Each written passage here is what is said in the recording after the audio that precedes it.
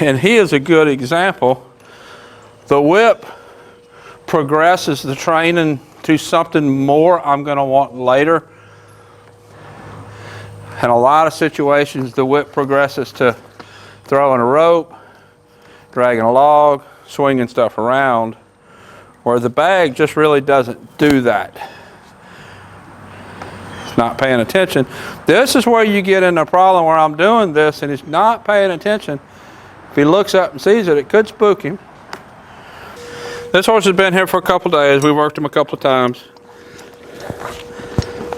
For some reason, we wrote Derek down on one board and Drake down on the other board. I don't remember what I called him in the last video, but I'm pretty sure his name is Derek. So that's what we're going to go with. We worked him a few times. He actually rides pretty good, but he's a little spooky and reactive. And that's what we're going to be working on today, getting him a little bit de-spooked. And we're actually going to be working towards shooting off of him. I don't know how far we're going to make it, but that's what we're working towards. Put the saddle up there.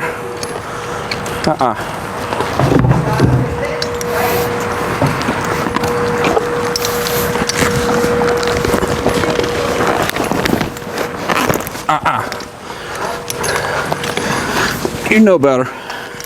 You know better.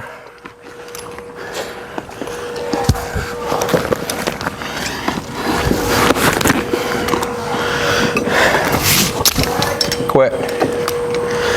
So, I could lunge him to ask him to stand still, but I know this horse knows to stand.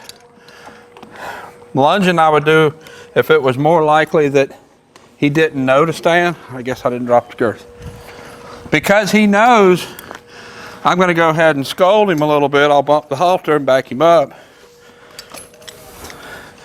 to scold him for not standing. I always handle not knowing different than what I'm going to handle knowing but don't want to. Let's go down and lower the girth on this side. I want to be more mouthy today than what he has been for some reason. I'm just going to keep pushing his head away from me every time he turns his head over here. He has been a little mouthy, but nothing like today. Not sure why. If it gets to be more of a problem, I'll work specifically on that. Normally, if you just keep pushing your head away, it'll just go away. Walk him a little bit, and I'll tighten the girth some more. There we go. So like I said, we're working towards a couple of things. We want to shoot off of him. We want to drag a log. We want to be able to throw a rope. Basically what we want on this guy is if the owner wants to take him hunting, he ought to be able to shoot a deer and drag the deer out. And that's what we're working towards. He actually rides pretty nice, but he's lacking on the rest of the stuff.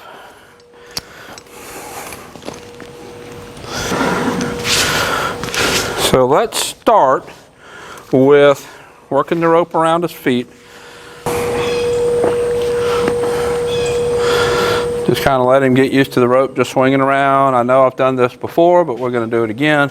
Give me a starting point. Everything in training, I'm always challenging the next part, reinforcing the last part. So this part right here, this is reinforcing the last part. He knows how to be good. He knows what this is. So I'm reinforcing that part. In just a minute, we'll challenge the next part.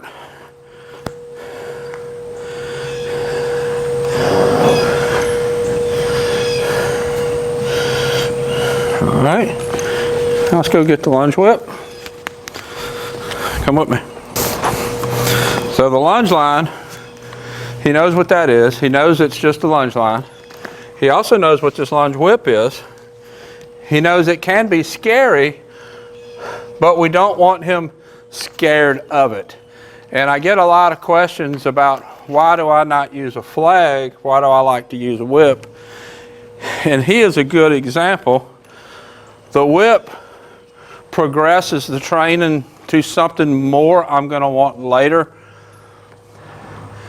In a lot of situations, the whip progresses to throwing a rope, dragging a log, swinging stuff around, where the bag just really doesn't do that.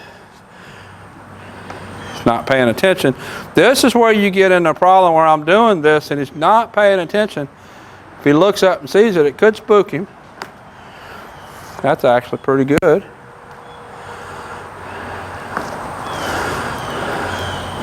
See what he does if I crack it. Get a little bit more aggressive with it. Good boy. Good boy.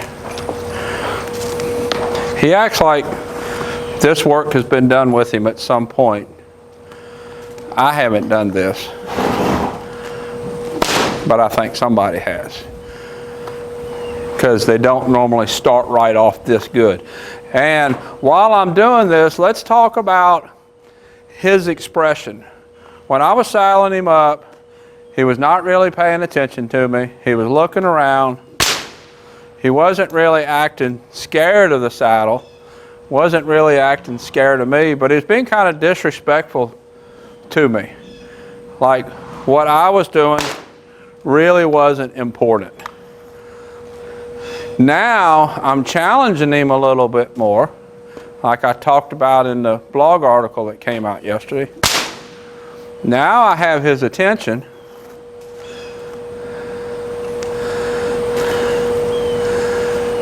And see how he's paying attention, he's not scared, he's looking to me. That right there was, what do you want me to do? And a minute ago he was putting his mouth on me like he was wanting to nip at me. Now he's like, okay, what do you want me to do? You're my leader. I'll do what you ask. Totally different expression. Real subtle, but if you're going to train horses, you need to be able to look at that different expression and interpret it correctly. I've said in the past, listen to what your horse tells you, not what you want to hear. So many people will see the picture of the horse and then make what they see into what they want and not actually what that horse is telling them. So this horse is telling me he's concerned enough about what I'm doing to pay attention, but he's also telling me right there, you're my leader, you're telling me it's okay, so it's okay. There we go. Let's go around. It's making a little noise and come down. Good boy. Now let's release the pressure. Good boy. Good boy. All right. Now I'm going to grab another lead rope, or another lunge line rather. Then we're going to start working towards dragging a rope. Actually, I'm going to grab this lariat right here instead. There's our cat. I guess he decided to make his appearance. So what I want to work towards here is him moving and dragging this rope.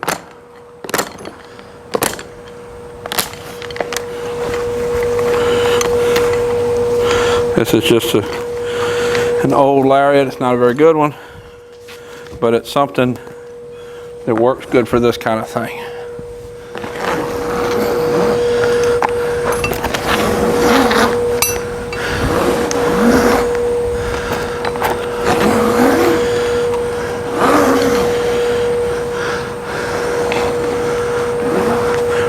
That was nice. It was putting a little bit of pressure on his back leg. He picked his foot up and it went away. He didn't panic about it. That was nice. So let's take this end and just put it on the saddle horn.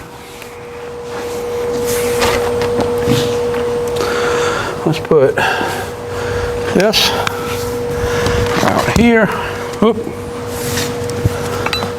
Put it back on the saddle horn. Let's see, ask him to walk.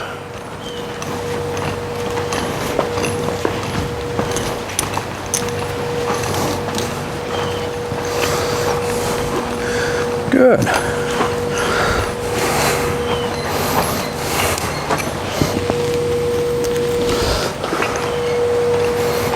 I'm going to just clip this to the end of the rope.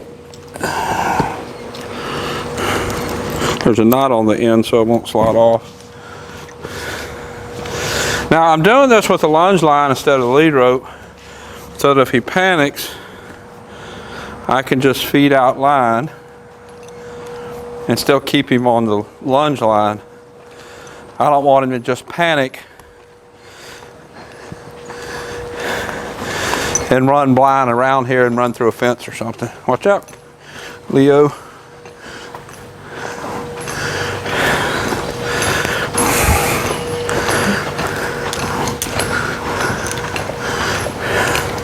So I guess we're de-spooking to a boat bumper and a cat following.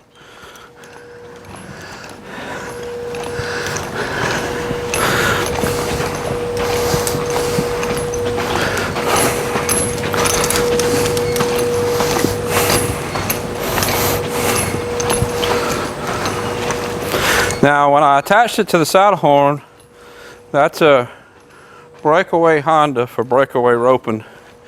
And if enough pressure is put on it, it will come off of that saddle horn. Now this is going to be a little more challenging here, dragging around the mounting block.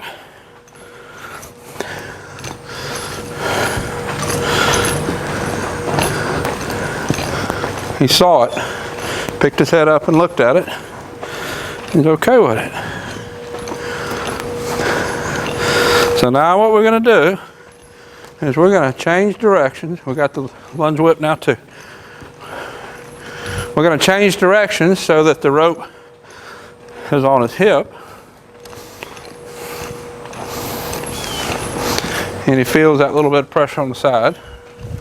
It might flip over the top, we'll see.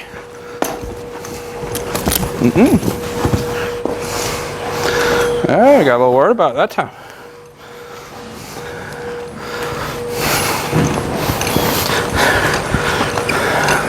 So when he felt the pressure around his hip, then he got a little worried. Let's go back this way and see what happens.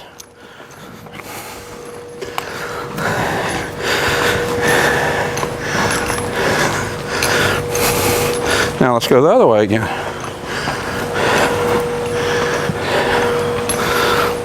Get this kink out right here.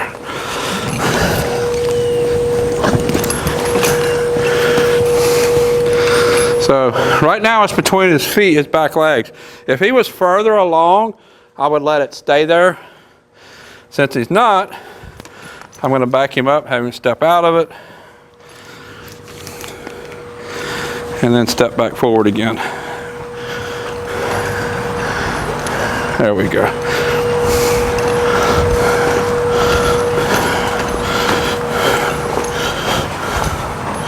There you go.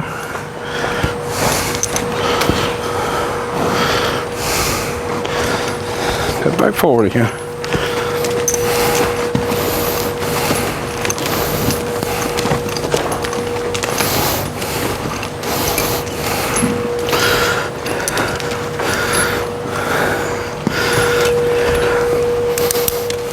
That boat bumper is not very heavy. It's just a couple of pounds. But it's just enough that it'll put a little bit of pressure on his back legs so that he feels it.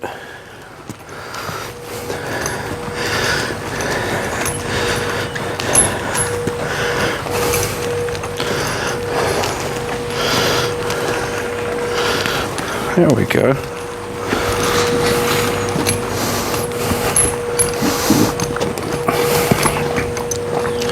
All right, so what I'm going to do now, I'm going to shorten it up some.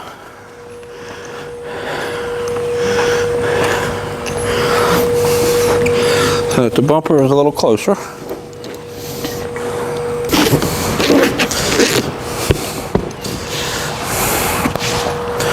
Now let's go back to pulling it so that it's not putting pressure on his legs.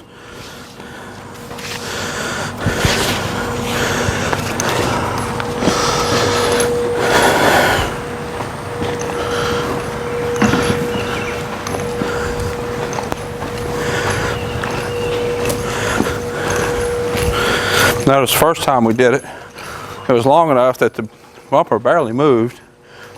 It's going to move a little bit more now just because it's a little shorter. Seems much more okay with it on this side. Seems to have most trouble when it is behind his back leg.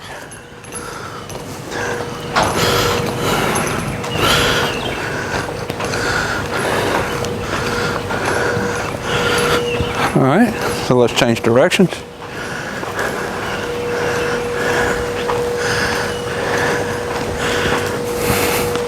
I'm going to change sides.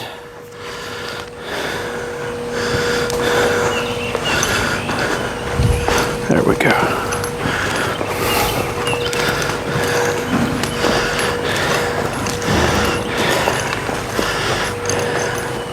I'm just about to slide over and pull it down.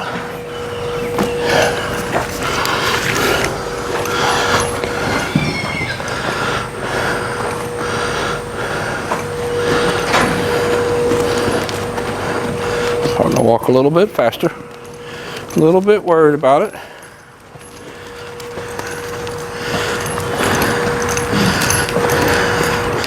Let's come across.